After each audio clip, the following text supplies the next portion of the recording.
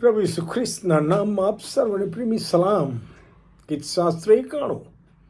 ગીતકર્તાએ આપેલ સાક્ષી પ્રમાણે જે મનુષ્ય મહાન અને સર્વસમર્થ ઈશ્વરને પોતાના આશ્રય સ્થાન અને કિલ્લો માનીને અને તેમની પર સંપૂર્ણ ભરોસો રાખીને જીવે છે, તે મનુષ્ય હંમેશા ઈશ્વરની છત્રછાયામાં નિર્ભય અને સુરક્ષિત જીવનનો આશીર્વાદ માણી શકે છે.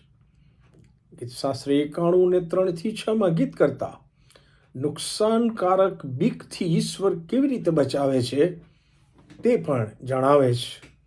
એ કહે છે, કેમ કે ઈશ્વર પારધીના પાસથી અને નાશકારક મરકીથી તને બચાવશે.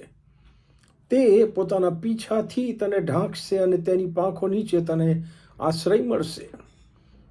તેની સત્યતા ઢાલ તથા બખ્તર છે. રાત્રે જે ધાસતી લાગે છે તેથી, અથવા તો દાડે ઉડનાર તીરથી, અંધારામાં ચાલનાર મરકીથી કે બપોરે મહામારીથી તું બીસ નહીં. ગીતશાસ્ત્ર 121:5-6 પણ ગીત કરતા ઈશ્વરની છત્રછાયામાં જીવનારને યહોવા સુરક્ષિત રાખશે જ એ પ્રોમિસ જાહેર કરે છે. એ કહે છે, યહોવા તારા રક્ષક છે. યહોવા તારે જમણે હાથે તને છાયા કરશે. દિવસે સૂર્ય કે રાત્રે ચંદ્ર તને ઉપદ્રવ કરશે નહીં.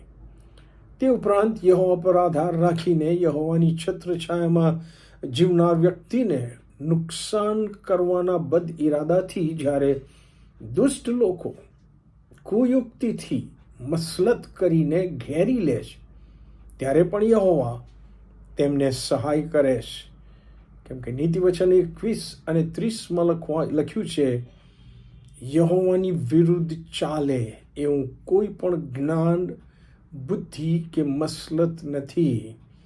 યહોવાની જે યોજના છે એની વિરુદ્ધ કોઈ જ્ઞાન, બુદ્ધિ, મસલત ચાલતી નથી. ગીતશાસ્ત્ર 91:7-9 પણ એ લખવામાં આવ્યું છે કે તારી બાજુએ 1000 અને તારે જમણે હાથે 10,000 માણસો પડશે. આ દુષ્ટ લોકો, વિરોધીઓ, શત્રુઓ, વેરીઓ, પણ તે તારી પાસે આવશે નહીં. તું માત્ર નજરે જોશે. તું દુષ્ટોને મળેલો બદલો દેખશે. કેમ કે હે યહોવા, તમે મારા આધાર છો. તે અપરાધ પરને તારો આશ્રય કર્યો છે.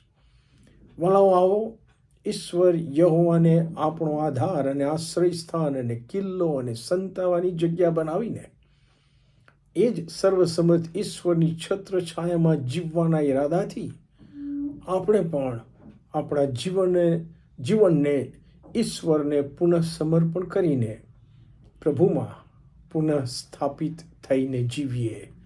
આમેન.